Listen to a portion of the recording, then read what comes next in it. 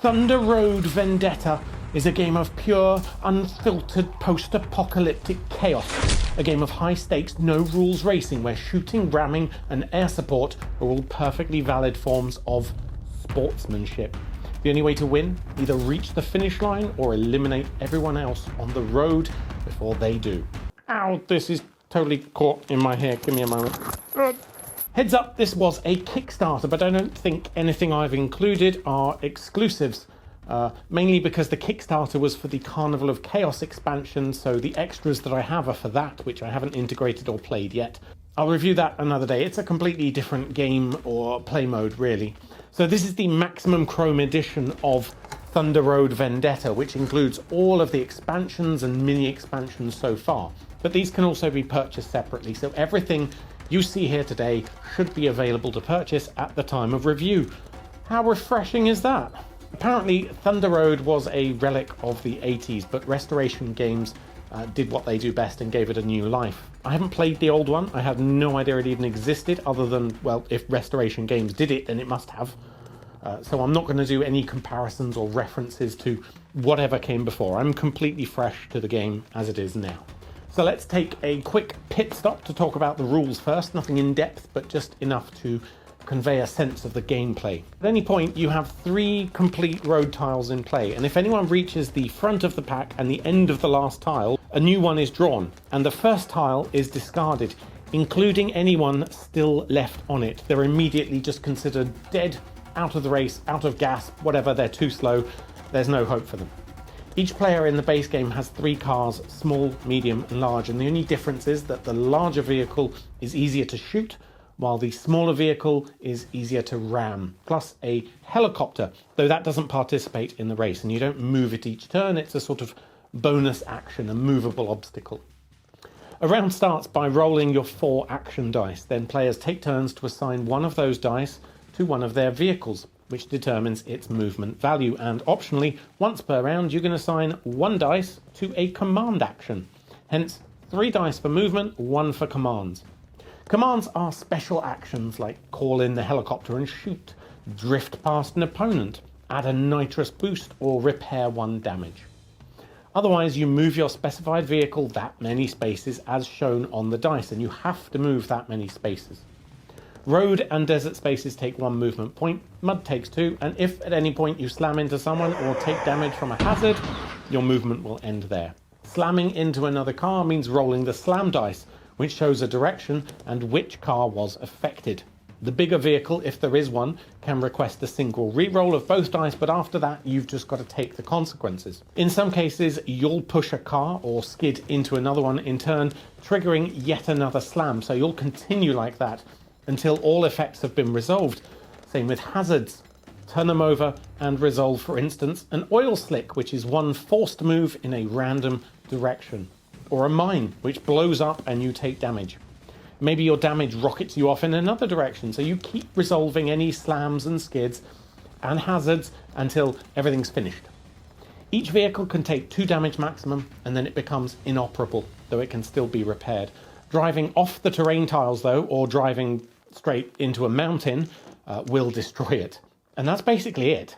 In a 3-player or more game, the moment any one player is completely eliminated, i.e. all of their road vehicles are either inoperable or out of the race, the finish line comes into sight. So you place the finish line on the final tile and that becomes the end of the game. Whoever reaches that wins. But you could also still win by completely eliminating everyone else before they reach the end. In a 2-player game, the finish line is automatically added after a fixed 5 tiles have come out. So the rules of the base game are pretty simple. How does it play, and is it a good game? Anything like this with a shared game space, of course, is going to be dramatically affected by player counts. In Thunder Road Vendetta, 2 feels really wrong, a bit too sparse. 3 and 4 are ideal. 5 is possible with some of the expansions, but just a little bit too mad. The biggest complaint against Thunder Road Vendetta, the base game anyway, is that it's just pure chaos.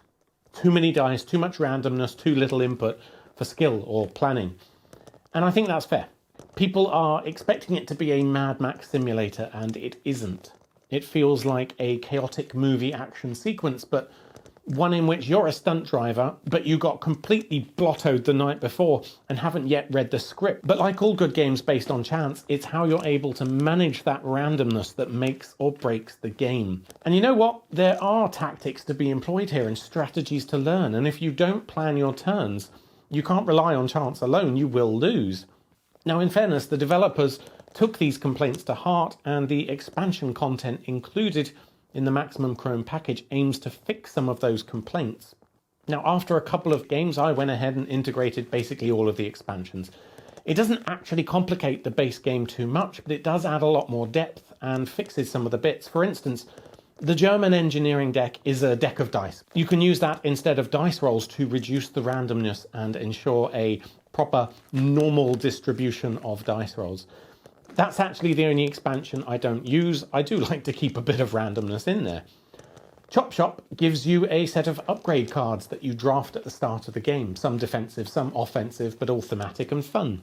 Carnage at Devil's Run brings in a huge set of new terrain tiles and hazard types, as well as the concept of being on fire, which gives you either a speed boost or blows you up. The Leader's upgrade gives you some more command options, unique skills, and some just flavour and variety.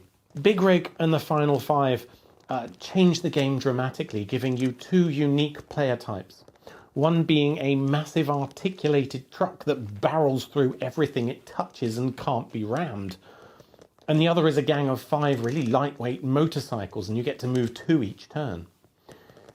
These 2 upgrades really take it into a more Mad Max territory, as well as giving you the option of a 5th player. Other mini expansions give you some one-shot cards for more powerful airstrikes or one-off bonuses and boosts, that sort of thing. So Thunder Road Vendetta isn't going to win any awards for strategy, but it does deliver some downright cinematic chaos. You'll love it if you like your games fast, loud, and a little bit reckless. There's something glorious about barreling through the desert with a pile of dice and a heap of grudges. Just don't expect a game that takes itself too seriously. This is pure popcorn action. I really enjoy Thunder Road, and I dare say it's rapidly joined my top tier list of favourite games. Definitely helped by the fact that my son is really into it. He loves cars and blowing stuff up.